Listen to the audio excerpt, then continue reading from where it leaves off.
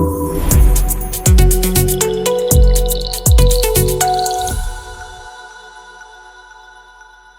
me hear you shout. Wonderful. What an exciting time. Third day of the love train and of in-depth. I welcome you this evening. You are welcome to take your seats. Oh, it is such a pleasure to be standing before you this evening on the last episode of In Depth with Kirims in the season's The Love Train. I believe you will agree with me that we've come full circle. We have heard the people's opinions in as far as is love and or marriage overrated. The people have spoken. Some actually feel it is, some feel it's not, right? And yesterday we delved into when love hurts. Why should love hurt? Love was never designed to hurt. Why should it hurt? And we got into it and the psychology of it. And you know, we learned if there's any take home is before we sign our lives over to anybody to do this life thing with us, let us do our due diligence. Let us check the professionals and unearth hidden traumas and pains that have not healed over the years. Today, as we continue, our subject for tonight is the beauty of covenant love. The beauty of covenant love, offering biblical solutions for love and marriage to thrive. When it's all said and done, what is right from what's wrong? When it's all said and done, it's not the opinion of men that we want to come out of this place with. It is the opinion of God, the author of love, the author of marriage himself. With that said, tonight my guest is a very exciting and a very interesting guest. He's proven to become a regular voice in this, especially in the last sessions of the In-Depth. I don't know if I like it, but it's becoming that, right? We will accept it. We will accept it. And so he's a definite voice of reason and authority. We like to call him a kingmaker simply because he has truly harnessed the best out of our lives. For some of us who have walked with him, some of us who have sat under his teachings and under his counsel, we have seen ourselves become more than we had ever thought we could become in our lifetimes, because he has patiently and thoroughly done a great job raising us in the ways of the Lord. What Daddy KK would call your portion in the land of the living. When you choose somebody to marry, they become your portion. So he has since become my portion in the land. Good or bad, my portion in the land of the living. Hallelujah. And so, come on, with Jesus' joy, help me welcome my guest tonight. Oh, he's not satisfied. Help me welcome my husband, the prophet.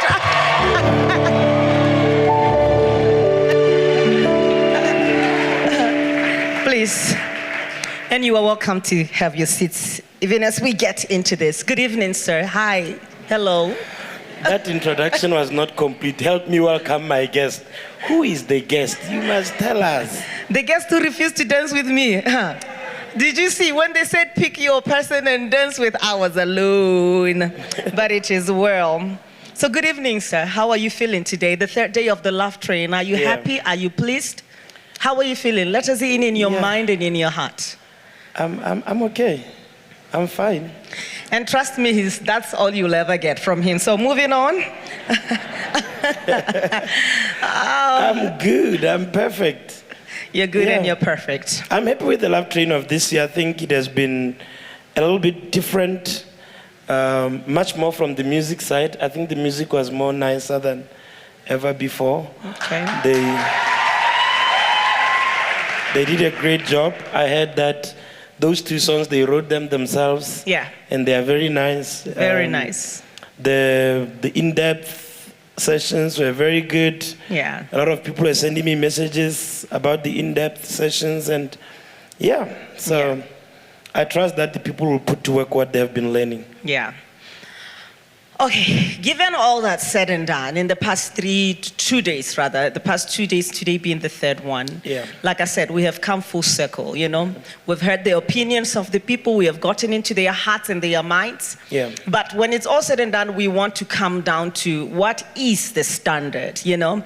People's opinions are nothing to, we value them, their perspective, they broaden our horizons and, you know, our thoughts and all of that. But when it's all said and done, it is the standard, which is the word of God, I believe, that we should bet our lives, our everything, our decision and our power on. So in today's society and the people here we have had, we are torn. You know, most people feel love, marriage are overrated. Yeah. Why is that? Why is it that people come into marriage, people come into love, and are underwhelmed by everything that they find in there?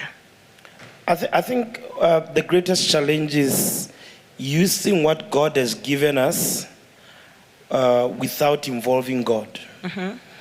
So people think that because they have a mind, willpower, they can use that for themselves and remove God from the equation of their lives. Yeah. And so life is proving that whatever it is you are doing and God is not a part of it, it does not have a sure foundation. Okay. It is not just something that applies to people that you may think are not believers in God. It applies to also the people that are in the church. Because they can be in the church, but it does not mean that they are submitted to the principles of the Word of God. Okay. This is why now you will find that Christians are as much miserable, or some Christians in marriage, as the people that are not born again. The divorce rate in the church is equivalent to the divorce rate outside the church. Yeah. The abuse in the church is the same level as the abuse out there. But at what level then? At what stage of relationship, of love, of marriage do we involve God? Is it a once-off? Perhaps we spoke about it with the lady that was our guest yesterday. She highlighted that at the beginning point, God had told her, do not enter into this. So is it a beginning phase thing that we need to involve God and then we run with this vision that shall not lie? God is not a part of our lives. He is our life.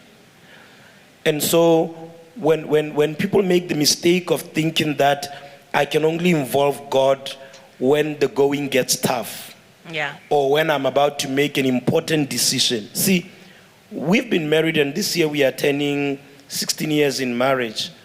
We thank you. We don't talk about love or marriage when we need to. The moment you get married, you come in together, you stay together, you do life together. So the challenge comes when people think that they have a pause and play with God. God should be the Lord of your life, generally. Before marriage, before any other thing, he should be regarded as the Lord of your life. Yeah. And so every other decision you are making in life, marriage inclusive, or a lover that you want to be with, it must flow in the life that you have been living. So it's not that now that I want to get married, and I grew up in the church. Let me give you an example of this. I grew up in the church. You will find that a pastor, and it happens in a lot of churches. Maybe that's why we do things the way we do in the Love Train and our family and marriage department. Two people will decide to date, whether you call it dating or courtship. You Christians, you say it's courtship. You think the word dating means something wrong. There is no difference. It's just words. That you are in courtship doesn't mean you are going to get married. You still break up. So, a person, sorry, louder. Make it neat. So a person in some churches will find a girl. Yeah. They do whatever they are doing, start the relationship, and the pastor is only informed.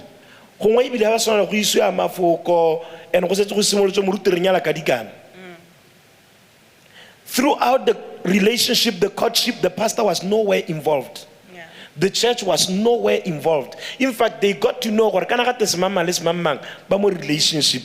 And there is no, like Dr. Maseko said yesterday, the premarital counseling happens the moment they say we want to get married. Yeah. And at that point, everything is far advanced. Yeah.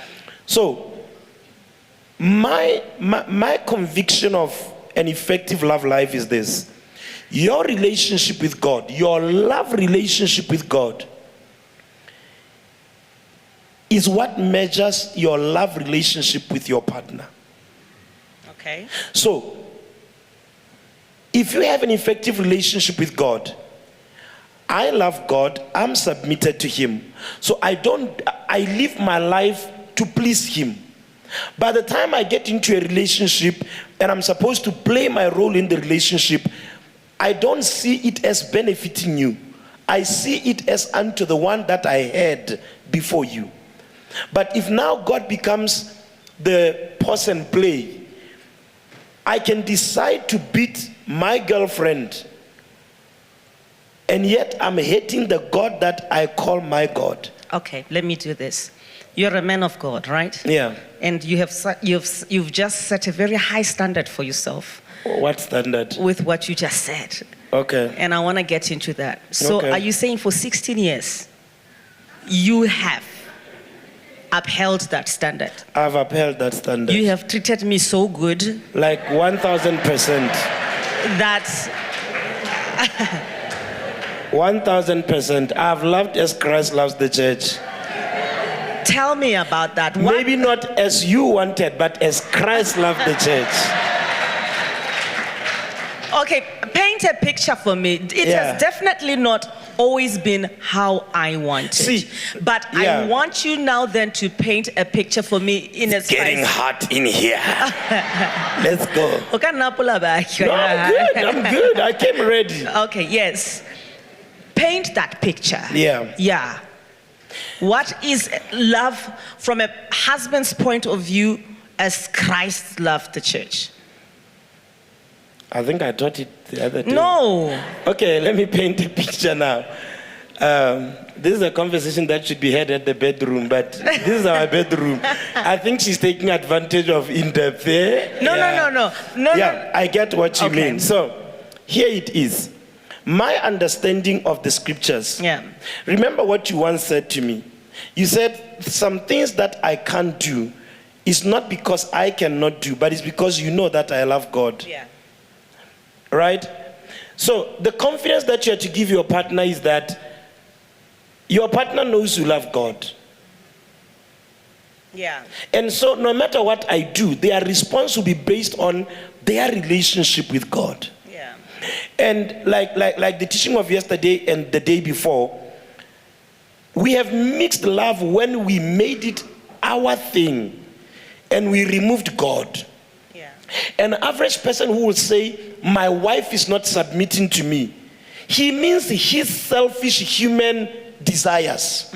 Not necessarily that the lady is wrong in what she's doing. She has done the most that if we are to bring a prophet that is sharp, he will tell you, without knowing that couple, you have the best wife ever. He doesn't know what she does in the household, but God is telling her, this woman is doing well. But this man, because of, you asked it earlier, what makes people to not go do things right is because of experiences, is because of exposures. So if I grew up seeing my father doing certain things, and I define love based on what my father did, and I define submission based on what my mother did. Like my mother has never worked all her life. From the time I was born, my mother was a stay-home mother. So imagine me now coming in here and suppressing your dreams in the name of, I will provide. You don't have to do anything. Just be a cute girl in the house. And you are intelligent and you are brilliant and you have dreams. She's blushing up here. Just be a cute girl in the house. And you have things that you want to achieve. And there's so much potential that can benefit us in what we do. But I have defined submission based on what my mother did. So this is why every one of us must go to the drawing board and unlearn some things. Yeah. You may find that your marriage is right, but your fantasies are making you to think that you need more. Okay, B.F. Rams. Yeah. What is love Christ's way? A lot of us, look, you've said it. Yeah. We have been socialized. We have been brought up in families. Yeah. We've seen fathers model love Their way. poorly, greatly, whichever way. I want the standard. I want somebody that's here Yeah. to understand. You have often said it that, don't marry a woman you're not willing to die for. Yeah. I believe that's part of the definition of what love is, Christ's way. And by the way, do you mean literally? Yeah, I mean literally, like you can really like die, like we put you in a coffin and you are out of this world. Yeah. For example, I used to hear my spiritual father, Pastor Komaya, he would say things like, and that time I was not in a relationship. I didn't know you at that point. And he'd say statements that made me wonder when he would be preaching, and he'd say something like, if I was to get into the house and find another man on top of my wife, I will kick the guy out, tell my wife to go and clean herself, and I will never talk about it, and we continue in marriage. Yeah. Is that real? I told myself that, no, that time I said, no, man, no. Every time you look at your wife, you remember what you saw. No, I can't do that. I was still a little boy at that time. I grew up in my relationship with God. And so, in my heart, Yeah. there is nothing you do personally that defines our marriage. Everything I do, as much as you are a beneficiary of it, but my heart is always on what is God saying. Am I pleasing God? You make your mistakes, you can say all kinds of statements, you can do whatever you are doing. Remember what I've said also, and I don't preach things that are in the scriptures. I preach things that I have the convictions of. As an example, I would say women are allowed to make as many mistakes as possible if they want to. And it is the responsibility of a man, the proof of love from a man as Christ loved the church. And I got that from the fact that as a Christian on earth, I am a man. In relation to Christ, I am the bride of Christ, right? How many mistakes have I made and Christ never kicked me out? Yeah. How many mistakes have I made even as a pastor and he still accepts me? That says, no matter the mistakes you are making, I have to accept you because Christ has accepted me. Yeah. You see that relationship with God? Yeah. The fact that I know by my standards, I should not be a pastor. My humanity has failed me too many times, but Christ has not chucked me out. But wait, so I can make as many mistakes as I can. Dolly Parton sang it, my mistakes are no worse than yours, right? I don't know what that is. Okay, just because I'm a woman, fine. Okay. I can make mistakes, right?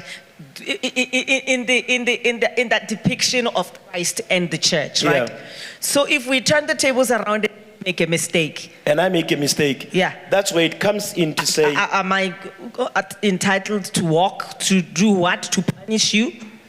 No. When Adam made the mistake, he was punished. When Eve ate, she was not done anything. Adam and Eve were not the bride of Christ. Okay. You see?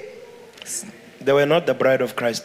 So on your part as well. I'm talking about it from the man's point of view. See, I have my conviction that you didn't contribute to. It's my relationship with God, Hore. This is everything I'm doing is towards God. Yeah. On the same note, you must have your conviction. As the scriptures would say, submit to your husbands as unto the Lord.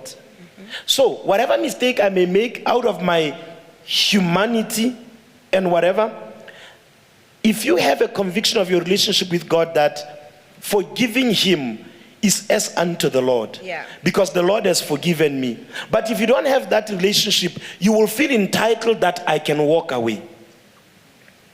There are things that, I'll give you an example. There are times that I may not be happy with what she has done. And I'll tell you what I do in those moments. I don't talk to her. Yeah.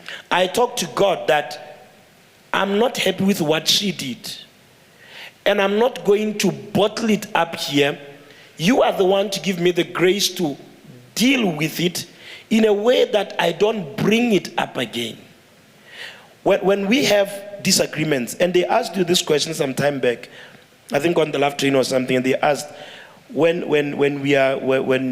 apologizes first? Who says I'm sorry first? They asked that, right? Yeah. You want to answer? It's you. Yeah, I wanted you to say that.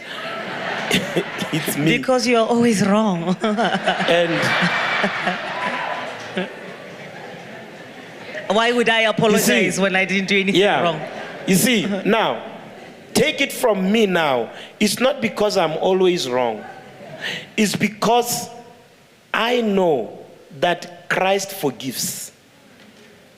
And so, when she comes and says, I am wrong in something, if you tap on a person on their shoulder and they say, it's not on you to say, oh, I just touched you. Yeah. The person felt the pain. So when a person says they are displeased, you don't have to feel what they felt. If they say they are not happy with what you did, they are not happy. Yeah. Your justification notwithstanding, they are not happy. So it's on you to say, since you are not happy, I am sorry. Yeah. And that does not come from the fact that you are saying I am wrong. It comes from the fact that my relationship with Christ says I must always extend love. So if you are not pleased with something, I must then say I am sorry. Even though she's saying because I'm always wrong, if we are to bring 100 of the things that I apologize for, you may be surprised what I apologize for.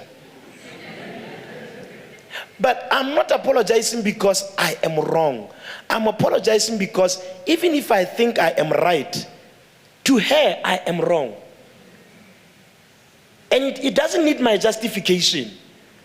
If she says she is hurt, it is my responsibility in the love that I'm given the role to play to say I am sorry.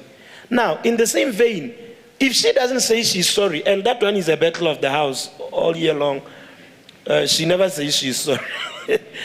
Even in the one occasion that she makes a mistake once a year, even that once a year, she can't say, I am sorry. She will just, if I say to her, okay, you said that I got your phone and you found it in your purse or your bag.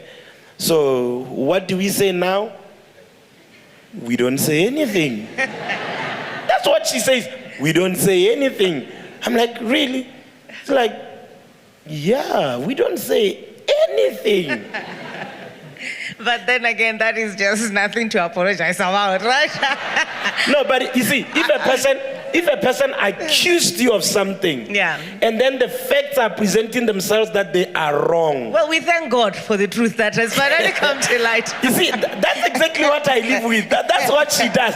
Like, she will not say, I am sorry. And I can tell you this, I never take that to heart. One of the things that makes people to have issues is because you don't understand your partner. Yeah, I wanted to tap into that. It's 16 years later, right? Yeah. 16 years later. I had to learn you. I was forced to. No, truth be told, I was forced to. I told you one of the moments I was forced to. Me being who I am, I'm the last born at home. So I've always lived with 5 siblings, enjoyed all the love, my father, my mother, you know, the privileges of being a last born. So I was not, and I never really had a lot of girlfriends prior to getting married. So I'm not used to all these things where people get angry and they shout at another person. I just don't understand that. But I guess people that have been through a lot, so we get into a relationship, we get married, and she's to address an issue, and then she raises her voice. Like, I don't understand this. Why are you raising your voice? Let's talk. So the moment she does that, I shut off. That was back then, 16 years ago, 15 years ago. I would shut off, like I'm not listening to you. I may be here, but I'm not listening to you. That was me. And then she didn't have to say anything to me. I'm the one who advised myself, and I'll tell you how it came to being from my relationship with God. in my personal meditation, I had to work on my mind, renew my mind, and said, when she's raising her voice, it's not because she's disrespecting me. Maybe the issue is that important to her that she wants to drive the point home and she wants to elevate her voice so that I don't miss what she's saying. She never said that I'm raising my voice because I want you to hear me. But I did. You did what? But I did. You did what? I did say it. What? That I'm not fighting. I'm just passionate.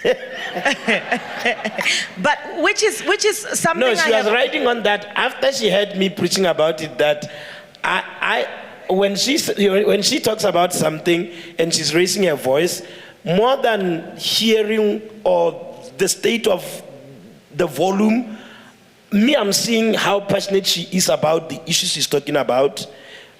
I cancelled myself. She wrote on what she's saying now that she's passionate about what she's saying. It was my personal realization.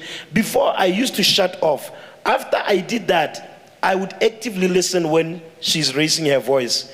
Now, beyond the raising of the voice, her face will not look the same way again. And I had to cancel myself that it's not that she's disrespecting you. That's where the passion, I use passion because of the facial expression. I said, this face that is doing all these things, and she has a way of sweating at the tip of her forehead, right here. Really? So when I see that one little droplet of liquid substance, it's the anointing. I know that the passion is getting higher.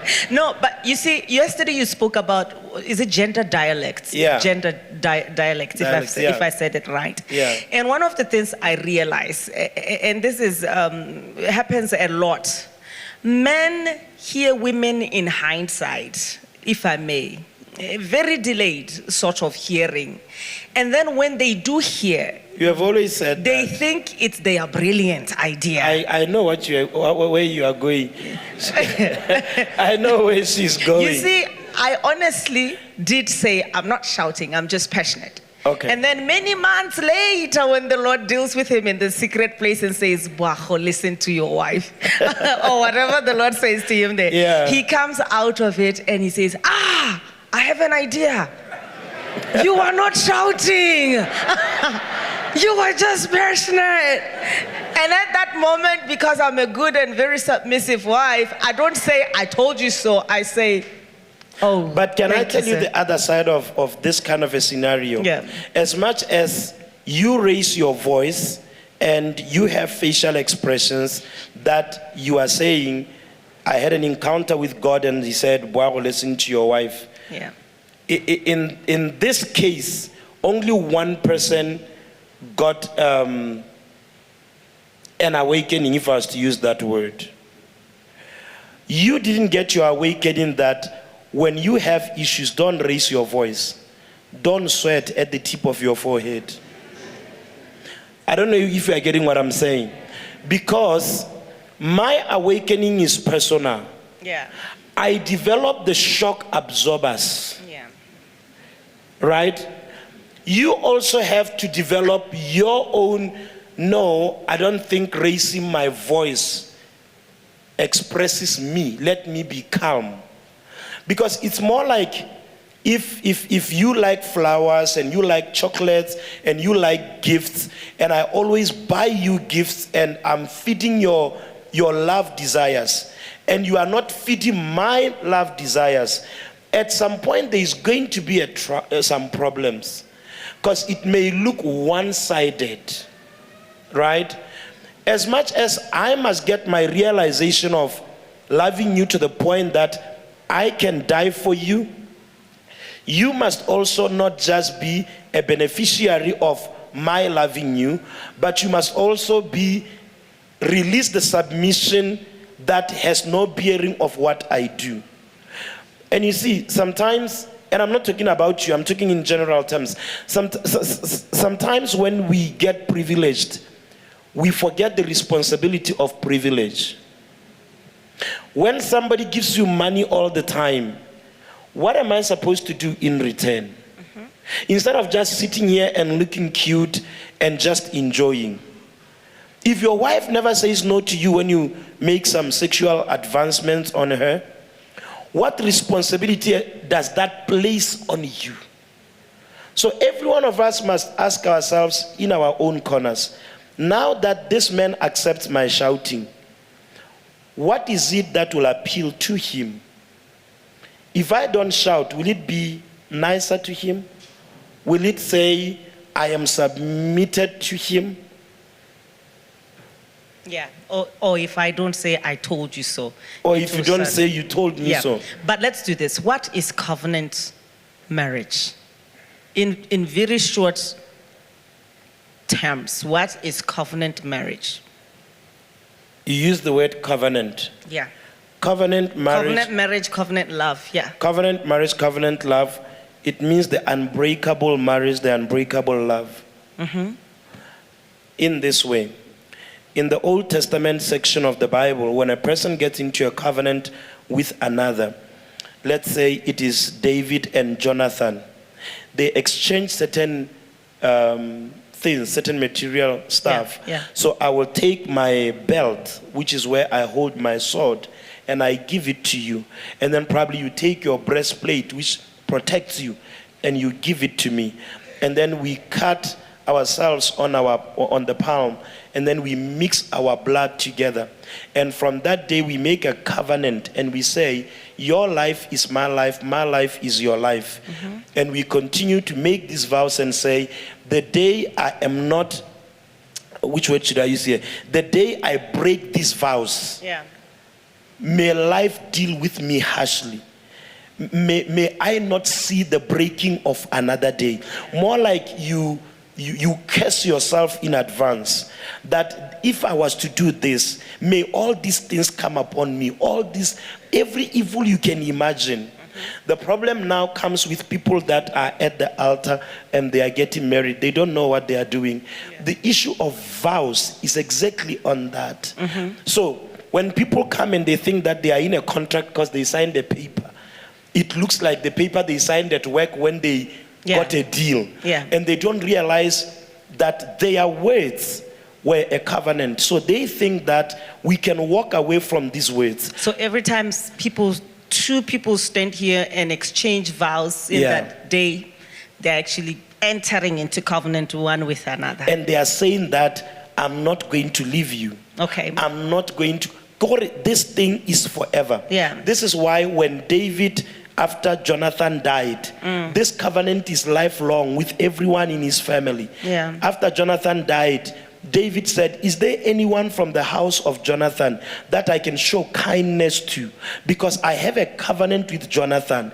This is why David could not kill Saul. This is the father of a guy that I'm in a covenant with. Yeah. So when I come into a covenant with you, I am not just covenanted with you.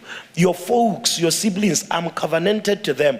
And so it is a lifelong thing. At the back of my mind, I must know this is a lifelong thing. Yeah. It's not supposed to be broken. So covenant love, covenant marriage is a personal vow.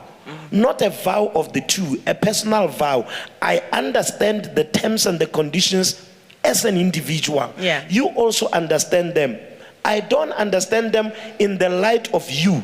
I understand them in the light of me. Yeah. So wherever I am living up to those terms. Yeah. So some husbands think, and some couples, a spouse will think, just because my wife did not see me, resharp.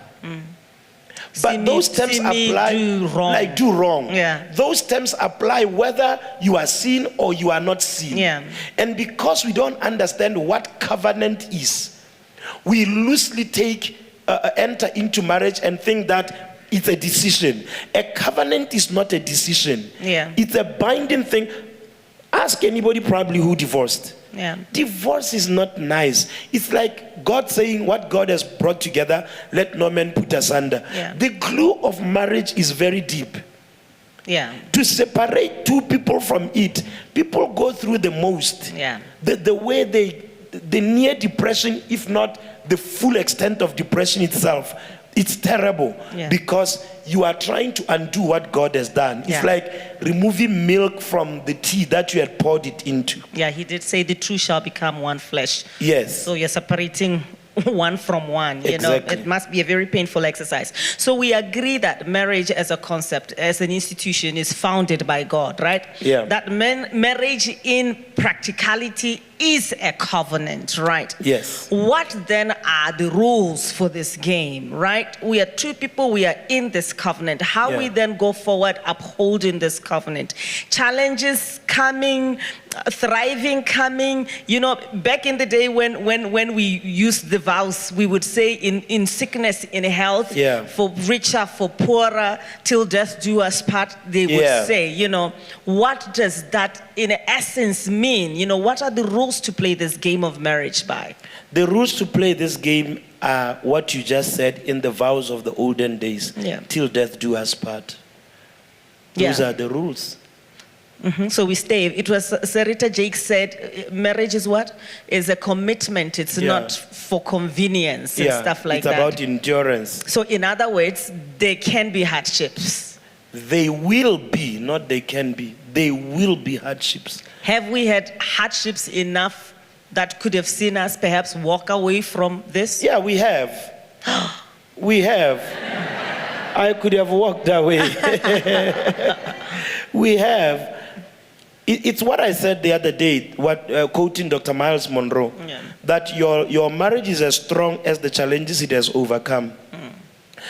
The problem is that people misunderstand challenges.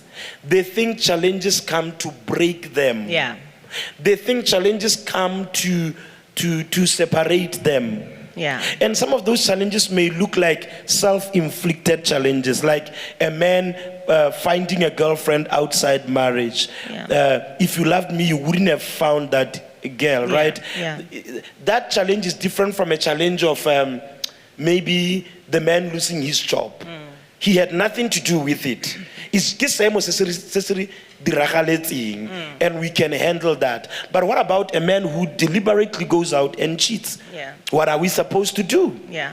Well, it's till death do us part. Find the doing and how to do what is to be done. Regardless. That's where the part or the point of your relationship with God comes in.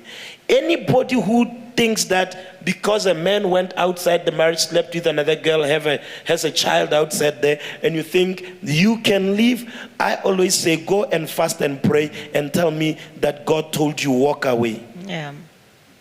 Most of the times they don't come and say God told them to walk away. Yeah. They make it their personal decision. You see, they allow their storm to be what guides them. Yeah. Bishop Jake says the statement that boats don't sink because of the water around them.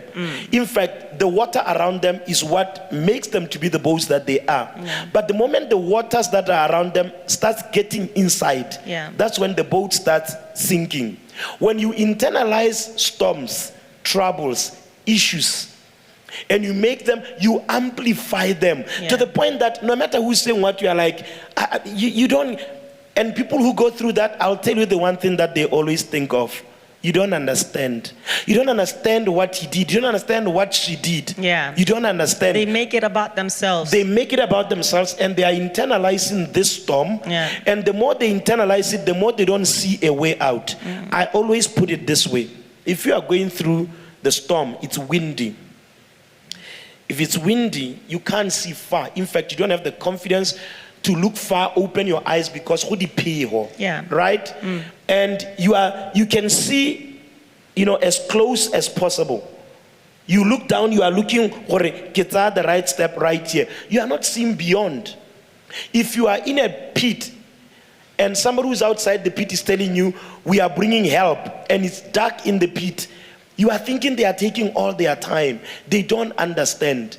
And so when the storms come, one of the things that has helped us is the fact that in the midst of the storms, we had people that were outside the storms who could speak sense to us. Yeah. When 2019, we had Dedi Kumaya here. And after the whole conference, it was at the stadium. The conference, Benjamin Tibe was there. Was the other lady? Leboso Kobela was there. The conference finished. Miracles happened. Souls were saved. And then Dedi Kumaya was to say, I think 2-3 days after that, he called us to his room Yeah. with Mami Kumaya. And he asked the question, said, are you happy? Are you happy? So now I said, get sharp. And then she started.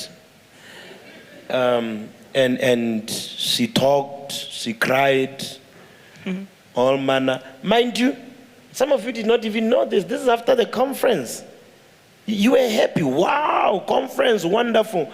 And she spoke her things out, what I have done. She was reporting me. And then, oh, I said you were reporting me. Remember what I said yesterday? When women express their emotions towards men, it's what? Reporting. Yeah. So yeah, I guess it's true what I preached. She was being honest with her emotions. Now I saw it as she's reporting me. And then I was asked, what about you? I said, no, I'm fine. Everything she has done, I've forgiven. It's fine.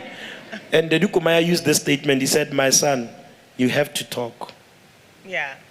Ooh, I didn't know I had a lot. Of trauma. Not trauma. And pain and skeletons. Things that they were at the basement of my mind. I went, this is 2019. I went as far back as 2010. I said if she was to remember. And there's something about me. I have a very sharp mind. Like I remember details. And I went as far back, the text messages, they may be deleted, but they are inside here, man. I remember them. Just as I know the scriptures, I know everything. So and I could look at Daddy, he was smiling. And I was wondering, why is he smiling? I'm telling you terrible things that has happened. Kanti, he was happy that I am talking. It was the first time we had that kind of a conversation with them. I think that thing lasted about 3 hours, if not 4, in their bedroom.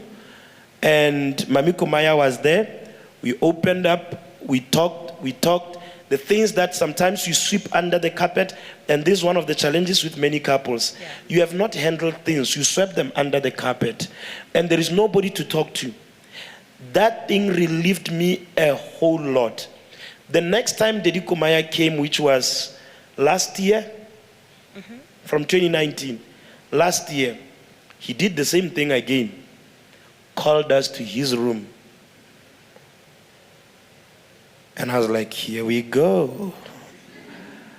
And I prayed. I said, Mudimu, I hope there is nothing I did in the last 5 years. Like, I really pray there is nothing I did. Yeah. And of a truth, we got into the room, we just discussed other things. Nothing was to be, we took, I think, less than 30 minutes. And we were out. You know what that said to me? We have grown. Yeah. We have grown. That's what it said to me. But in the midst of our storms, I remember one time, you remember when Dedi Kumaya called us, he was in Nigeria. He called her and then put me also on the call. It was a WhatsApp call. All of us, she was on the other side, I was on the other side, and we were talking, and she was angry. I was wondering, what is she angry at? I'm the nicest guy. Any woman out there would not mind this. And Dedi Kumaya was talking, and I can tell you something. When we tell you about mentoring and covering over your marriages, it's not theoretical stuff. Yeah. We too, that day, because we were not in Nigeria to see them, they were not here, we had a WhatsApp call. Video call. She was on the other side, I was on the other side, and we were talking, and at the end of the day, everything reconciled. By March this year, we are turning 16 years, not because we never had issues, not because she was not displeased with some things that I did, or was not displeased with something. What? God, I still have many that I'm displeased with, but here we are. Yeah. Yeah. But because we have mentors. Also because of the bigger picture, which is understanding that this is covenant, you know? Yeah. It's not about the people. There is no exit. There is no exit. There is no exit. There is no exit. Bishop Jakes on his 30th anniversary said that he gave 38 things that they did in marriage. Yeah. I think one of them, he said they agreed from the onset. The D word will never be mentioned no matter what we go through. Yeah. He couldn't even use the word divorce. He said the D word. it is not an option. You see, people enter marriage without personal realizations and vows. Gore how tsana we kiteile sehuba. Gore no matter what. Yeah. I can tell you this, guys. I've seen people that have little to no issues wanting to divorce. And I've seen people that have multiple reasons to divorce working out their marriage. Yeah. I've seen people that probably the husband has cheated with 20 women. And the woman says, and in fact, I myself, I'll be saying to her, whatever you want to do, we will stand with you. Yeah. I can't tell you divorce, but I'll say whatever you want to do. She knew what I meant. Yeah. And I said, go and pray. There is only one person in this life that I met who did that. When I told her, go and pray and tell me what God is saying. She sent me a message not so long after the day we met, within a week. And she said, sir, I am staying. Yeah. I literally replied with capital letters. What? With a lot of question marks. Because I myself, I was fed up with that man. Yeah. He wasn't my husband. He can't be my husband. I was fed up with him. And this woman now, when I said what, she explained her encounter. Yeah. And she told me what God told her in her closet. Yeah. And this man had cheated with, I won't mention the number of women, but just know it's double digits. And this woman said she's staying. Yeah. I respected that girl from that day. Yeah. I knew she's a Christian. And I've seen people divorcing because we don't agree on money. Yeah. Mad, just to say, remain with yours, remain with you, let's do marriage. I've seen people, and these ones I'm like, you don't have an issue. So divorce is not an issue of what has happened. It's an issue of we came said it's saying. Yeah. Yeah. Because whether you like it or not, everyone is going to be challenged. Yeah. I told you of, I think we were together when we went for that meeting. It was a marriage meeting. And we have a different understanding of the story. But mine is more true because I confirmed it. So, we saw a couple. The gentleman was on a wheelchair. Okay. You say it was the lady who was on the wheelchair. Yeah. It was the gentleman that was on the wheelchair. And this lady, I think she was a lawyer or something. And the gentleman had an accident that paralyzed him. He was on the wheelchair, needed a lot of care, couldn't do anything. And by virtue of the effects of the accident, even his sexual life was affected. At the time that we met them at that event, I think they had been together 10 years after the accident or so. And the lady even went to the extent of going back to school to learn something around the healthcare or whatever, so that she can take care of the husband. One, there is no sex in this marriage. Two, the man could not even have a job anymore because of his condition. Yeah.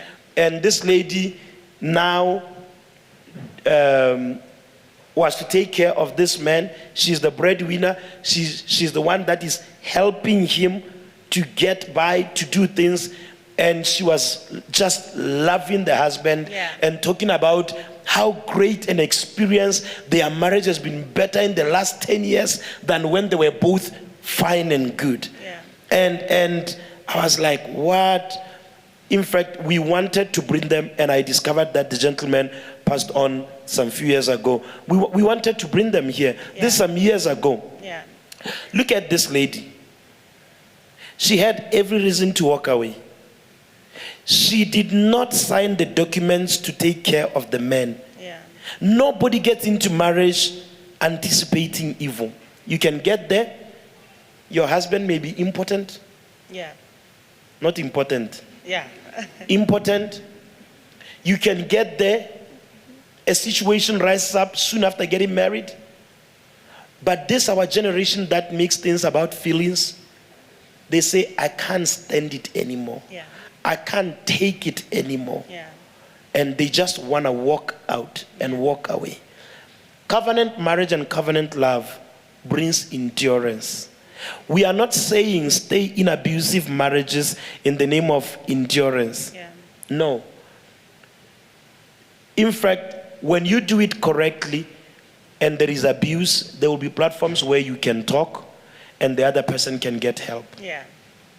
Covenant love brings endurance. Yeah. It's about commitment. It's not about how you feel per time in any given situation and season. It's Yeah. about honoring your word. Honoring the word that you gave to somebody, you know, to saying till forever comes. It doesn't matter how you feel. No. And this is not to say we disregard how you feel, but this is to say your word is your vow. There is a point where love moves from feelings to a decision. Yeah. That I don't love you because I feel like I love you. Yeah. Married people here may tell you it's not every day you wake up and you feel attracted or attractive. And let's just be honest about it, because some of you, when you talk like this and you are single young boys, your testosterone is still high at 21. You're like, every time I look at her, I get an erection. It doesn't work. Unfortunately. You are, no, very fortunately, God knew what he was doing. I'll tell you, God knew what he was doing. If you base your love relationship on sex, what about the point where the woman hits menopause?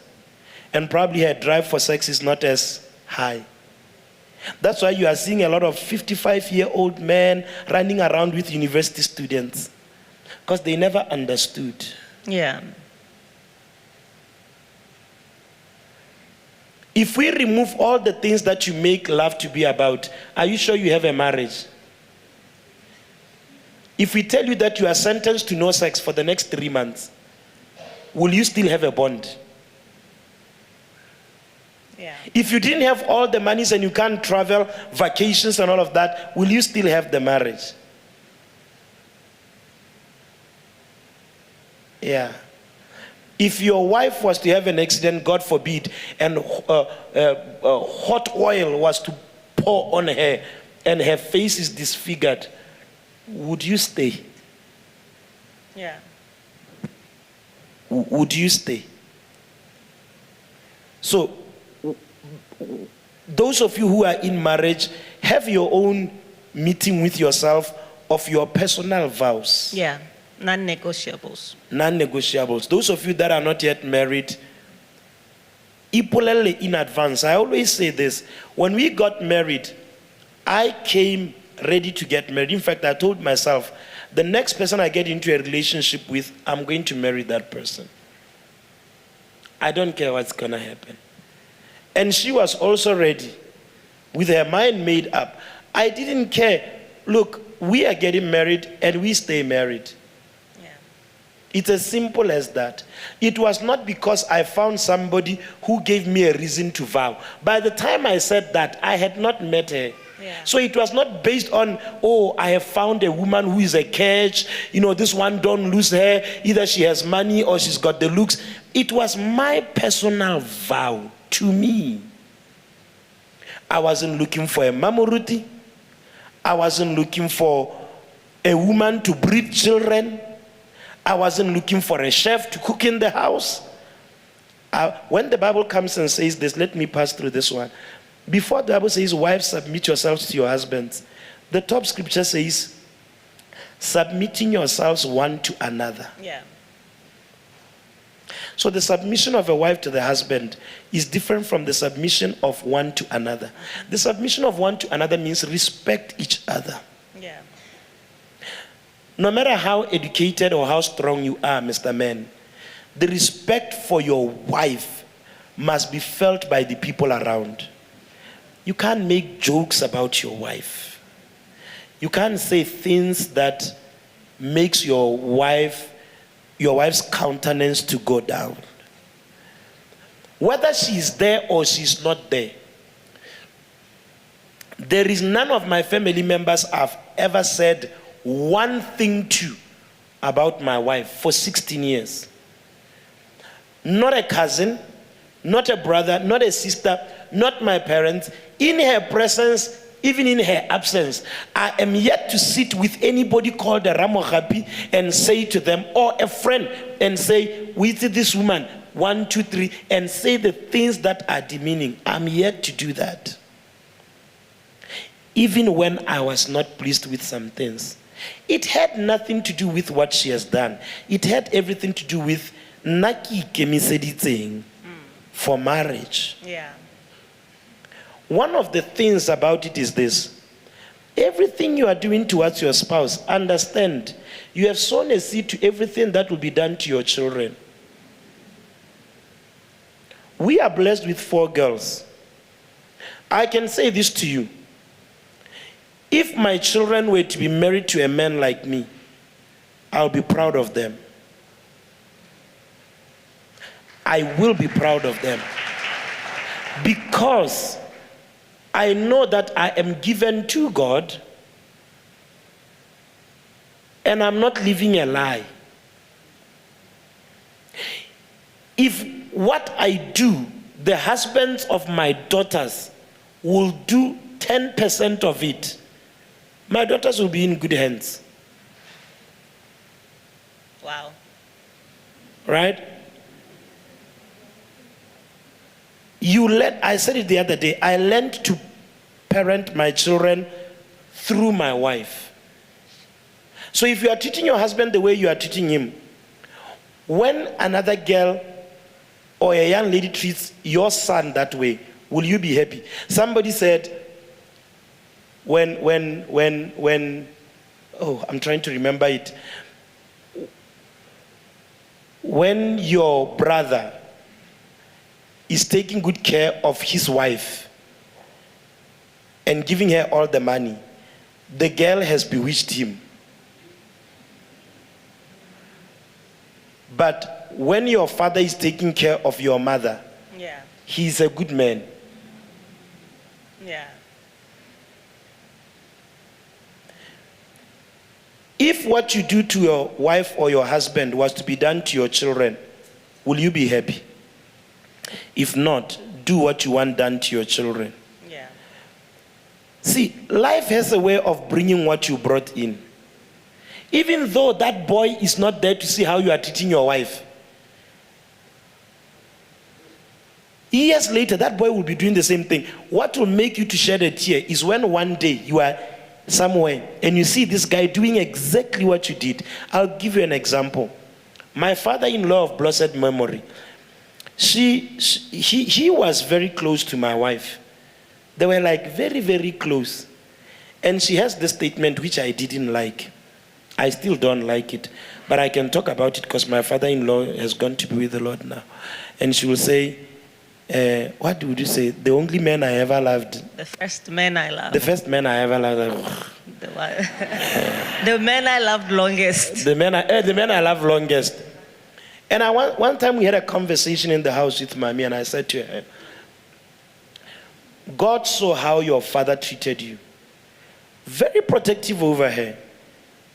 For whatever reason, I don't know. And he would provide anything I got to learn for her. Anything that she needed. And when I came to look at me, I decided that there is nothing I have I can't keep from my wife. More like everything the father was doing for her in the form of resources, that's what, I didn't see my father giving my mother all the money. That thing was not because of what I saw at home. It was later on when I learned how my father-in-law was like, I'm like, that guy set a pace for any man who will be in his daughter's life. So I'm like, Raramunayo bewitched me before I came. Even when I tried to keep the money and not give her, it's like something just comes over me. Oh. I want to use the money. You people, whatever you used on me. But it's a good thing that they used, right? How you are treating your spouse is exactly how your children are going to be treated. And this is the thing why I said this. You think you love your children more than your spouse. Oh, I want my kids to be fine. Somebody said the best gift you can give to your children is in the way you treat their father or their mother. Yeah. Wow. Yeah. Wow. Thank you so much. Yeah. Thank you so much for that insight. Thank you so Are much. we taking questions? Yeah, we can do that in 3 minutes. Anybody who has 3 a minutes. question, you're welcome to lift your hand and they will give you the microphone. But thank you so much for all of that insight. If there's one thing we are taking out from tonight, is that love is not a fantasy, ladies and gentlemen. It is a reality, and it is a covenant, and it is a commitment. We don't always feel rosy about each other, but we keep showing up. And there are no challenges that can be solved, guys. There is no challenge that can be solved. As long as the both of you want them solved. In the few divorces we have had in the church here, I can tell you, it was not because the marriages were too broken to be mended. It was because at some point, one of the two decided it's too much. Yeah. Or one of the two was not willing to comply. Yeah. As long as the two of you are willing to work it. And you should be willing to work it, because you entered into this thing. You have a responsibility to ensure that your marriage works. Yeah. It's not an option. It's not a suggestion. The moment you choose somebody, you take upon yourself a responsibility rather, to ensure that this relationship works. It becomes your lifelong assignment. Whether you like it, whether you don't like it, you are in this thing for keeps. For keeps. I don't always like him. What? Yeah. But we keep showing up. And I don't mind. And to not be liked. And truly. Yeah, once in a while you need that winter season where your leaves have fallen down, you are not liked, you are your own man alone there. Yeah. It's okay. Yeah. And then when you do come full circle and you come back together again and you're flourishing, just go through the seasons of your life and build your own stories, Reach your own 10-year mark, your own 16-year mark, your own 25-year mark. It's made up of the different seasons and stories that you will tell one day when somebody asks. It's not always a walk in the park, but we show up and we make it work. And if there is anything that will also grow you in life, it's this platform. Marriage. Lenyalo le tla go godisa o rata o sa rate. Yeah. Yeah. It will push you to growth. It will push you to wisdom. It will push you to selflessness. It will push you to God. Even to self-doubt. It will push you to God. You will wonder am I right or am I wrong? Yeah. I've said this before, that if you think you're a Christian, get married. Yeah. If you think you have the fruit of the Spirit, get married. If you think you know prayer, get married. You will be there kneeling down about to pray and remember what your wife did. In Jesus' name. You come out of the prayer closet. Yeah. But I can tell you this. All these things that we are telling you that they are challenges. Look, the beauty of it is this. Yeah. When you come out on the other side and you are still together and you are still pushing together. That's the most beautiful thing. Yeah. So the joy of after the mountains and the storms is very nice and beautiful. Yeah. So whatever you are going through, some of you just endure. Yeah. Just endure. You will get to the other side. Yeah. Yeah. Shalom, sir. Your mic is off now. Off, huh? All right, there you go. There was Come here. Right. There were questions that were asked. Are you asked. getting married? Yes, sir. When? March. Yes. Next month. No, I'm asking that because okay, Yes, so anyway, we did a bit of a poll earlier during the day. We asked people to ask different and various questions. And I think let me start with this one, which is relevant to what we've been talking about right now. Somebody asked on that chart, they said, but Dad, with cheating, doesn't the Bible say that when a man goes out of the marriage, then then it's permissible to end the marriage because of divorce? Like when you are cheating, God now allows people to divorce in that circumstance. You use the word, is it not permissible? Yeah, I'll cook the scriptures for you. The Bible says all things are permissible, but not all things are beneficial or profitable. Yeah. So after you say the man has left the house or the woman has left the house, by the way, the rate of men and women leaving the house is equal now. It used to be more men.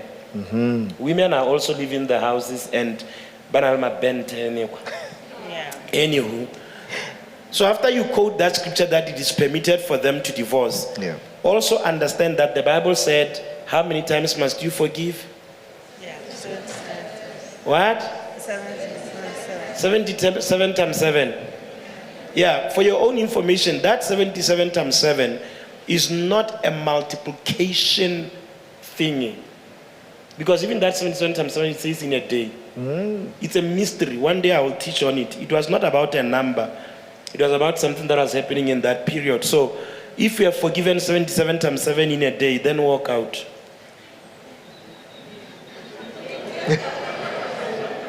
I hear you, sir. You know, one of the things that I do when I'm doing counseling is this. Let's not handle the branches of a tree and not go to the roots. Yeah. There is a reason for everything, including abuse. So if a man, like the story of yesterday, is abusive, and Dr. Maseko is here, when we reach people like that, we can find out what's the root cause of this behavior. Right? Yes. But most of the times, if a man comes and is abusive, what do? He will kill me, let me leave. Instead of saying, we need to address this thing. And if he himself, he never attended those issues of his upbringing, then now is the time. Maybe you are here so that we can find help. For him, it's not a marriage thing. It's his trauma thing. That if we solve this, then the marriage will be better. A man who is cheating, what is the root cause as well? We are not justifying the wrong things that people are doing, but there are root causes. Yeah. So what's the root cause of this man cheating? Dr. Maseko said it very good yesterday that some of the pains and the hurts of men, they are emotional. Most of the times, the men that leave the marriages and go outside, we may not give the real issues, but sometimes they are denied sex. In fact, I did a screenshot of a man on social media who wrote down all the times that the wife, every time he would ask for sex from the wife, and the answers he was given. He wrote down, I have a headache. And he wrote the dates, and he wrote, the one that made me laugh was when the wife said, I ate too much, we can't do it.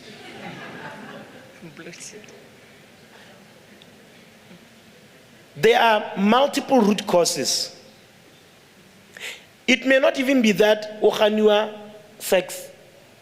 It may be the way I don't feel like I'm a man here. I'm treated like a boy.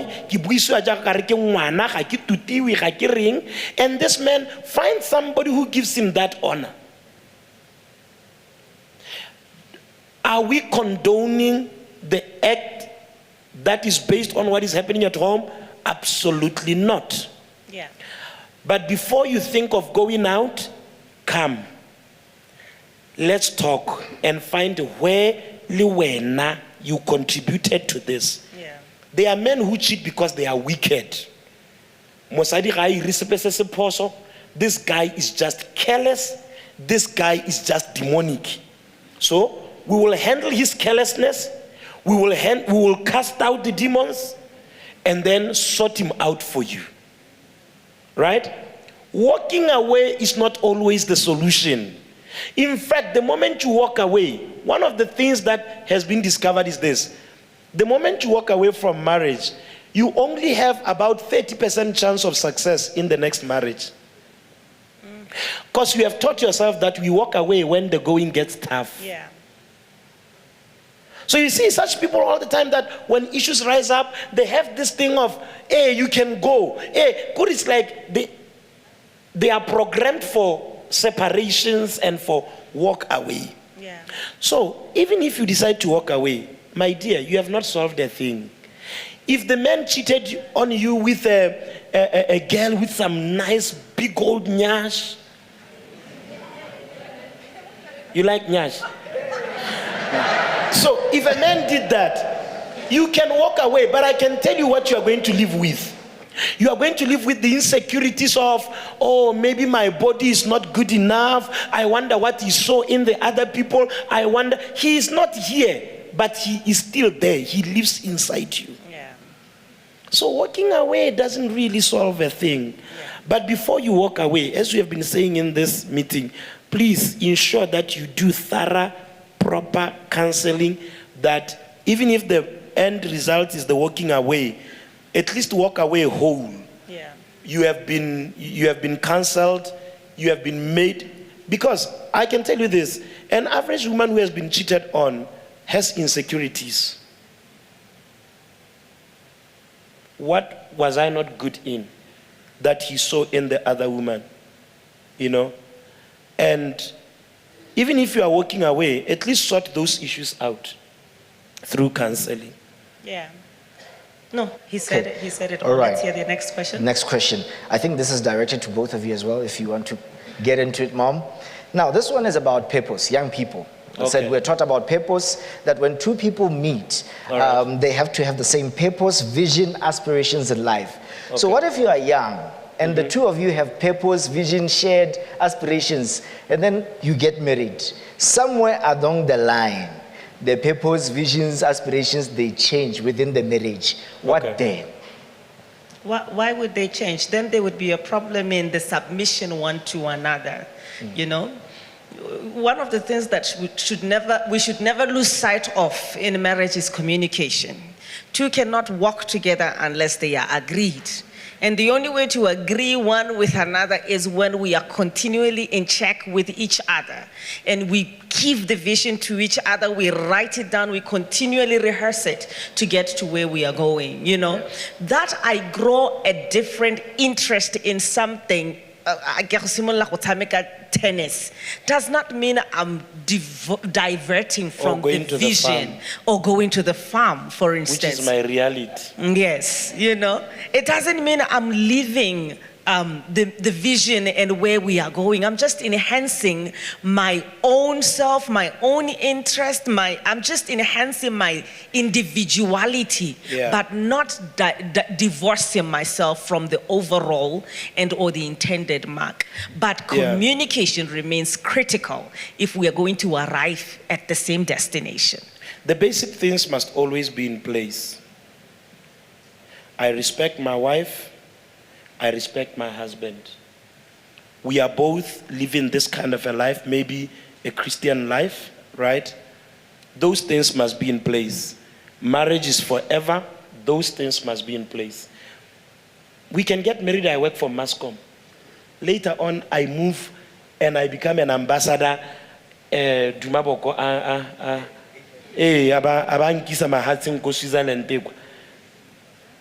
That doesn't mean that I've changed purpose. Like right now, I'm into ministry. If I get the desire that I should run for office, parliament,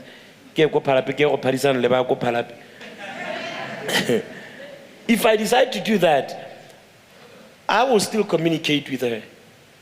We agree. See, she's talking about communication must be there. The problem comes when we now take, or you do things without communication. You have accepted a job post in Malaysia. In Malaysia, you have applied for Skwele, your PhD in American Nakeha. But what about us? You say it has always been my dream. Yeah. What about the marriage? Marriage will find me. That's where the problem is. When there is mutual respect and communication, there are different things that will change along the way, but those things don't change at the expense of the marriage because we communicate and we always strive to understand each other and where we are going. Yeah. And young people understand, you don't even know yourself enough to think that this is what I'm going to be doing all my life. Life can also happen to you. Maybe right now you are doing engineering, You think you're going to be an engineer all your life. You finish your engineering degree. You don't get a job in engineering. You end up being something. Maybe you start a food restaurant or whatever it is, and it's a different thing. You are not marrying an engineer. That's where some of these elements must come in. Fantasies of, I'm married to a doctor. You are married to a human being. Yeah. So don't advance, I'm marrying a politician. The politics will end, but the person is with you. Right? Yeah. You are not married to a cute guy. Yeah. The cuteness ends. Yeah. Like I didn't look like this years ago. I was more good looking. No, you were not. You are good now. You're good now. Yeah, so the hair will go, but you are still committed to the person. The umkaba will come, but you are still committed to the same person. Yeah. So much. Mom, I don't know, back to you. This is your show. You may do. Thank you so much. Can you please just give it a round of applause? Well, I just want to say thank you for taking the time and sharing with us from your heart. Look at me. Me? Yes. Oh, okay. Yeah, yes. The pleasure is mine. Yes, you have been a great a panelist, and it has been nice hanging with you. So now who's talking? Is it my wife or the in-depth anchor? It has been nice talking to you. I feel like a stranger on the show now. Oh wow.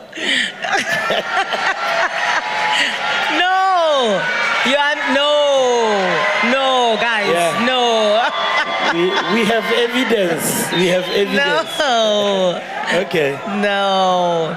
It's not. Aww. It's not that, you know? Yay. It is finished. Anyway, thank you so much. Please get out of my stage. Guys, it has been a wonderful time. Really, I'm so excited, and I look forward to seeing you here again next year. And as we get more and more into issues and have him at the last day, I'm definitely going to have you as my last day guest, right? Your own retainer. And then we can get to talk about this type of issues and all, right? All right. So that said, She just wants me on the stage, yeah? I'll always be on the last day, so retainer wanak. Marry somebody who will put you on retainer. Please let him clap for him as he goes out of the stage.